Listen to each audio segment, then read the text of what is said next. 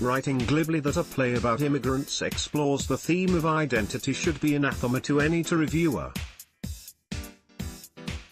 Yet, Winsome Pinnock's 1987 play does exactly this, and does it very well. Leave-taking examines the ocean between first and second generation immigrants, each stuck between two romanticized homelands, and the sense of alienation that can grow between parent and child. Theatregoers who've ever had to adjust their ears to the heavy New York accents found in a Tony Kushner play, or taken a few moments to penetrate Shakespearean meter, will experience a similar adjustment to the Jamaican accents in the opening moments. Enid, a first-generation immigrant from the West Indies, uses her bank holiday to take her two teenage daughters to have their futures read by my Anobia in Deptford. Enid fears that her eldest daughter has a secret. The accents of Mai and Enid, both first generation, are suddenly disrupted by the defiantly South London accents of the second generation immigrants, Enid's daughters.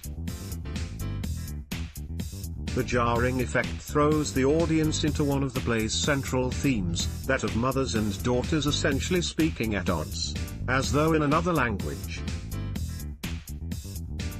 Translations. Review. A rich production of Brian Friel's classic Myopia, is on the surface a sear and palm reader.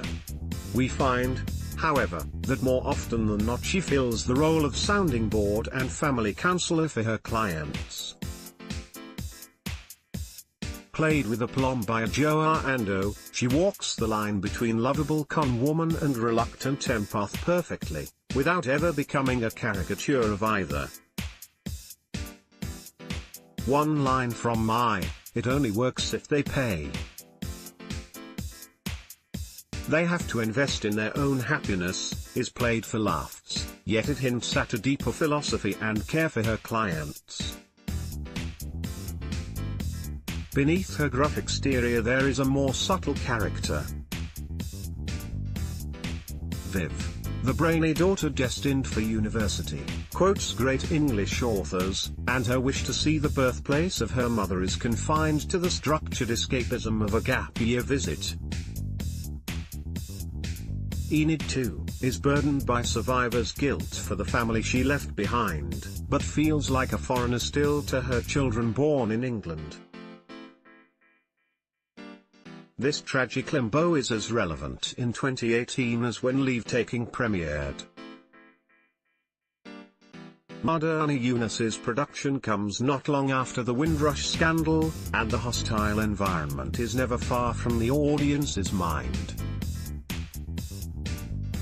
In one uncomfortably recognizable anecdote from a play first staged over 30 years ago, Broderick, Will Johnson, another first-generation migrant from the West Indies, decries the fact that despite being raised as an Englishman in the Commonwealth, and then living in the UK for decades, he was asked by the Home Office to produce papers, and pay fees to secure his right to stay.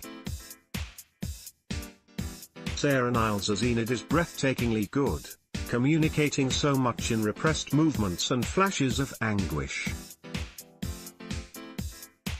The respectively bookish and tearaway daughters played by Nicole Cherry and Serafina Bay are also convincing and moving. There is much that is recognizable about the family, and much of the play's humor comes from the playful interactions between these warm characters. Sharp dialogue and memorable lines, such as the admonition that love has teeth, add style to the play's meaty substance. One of the most satisfying elements is Pinnock's ending, which eschews formal resolution or poetic justice, much like real life. The audience is given a brief look into the lives of one South London family, and then has it snatched away just as you fall in love with a lot of them. Until 30 June, bushtheatre.co.uk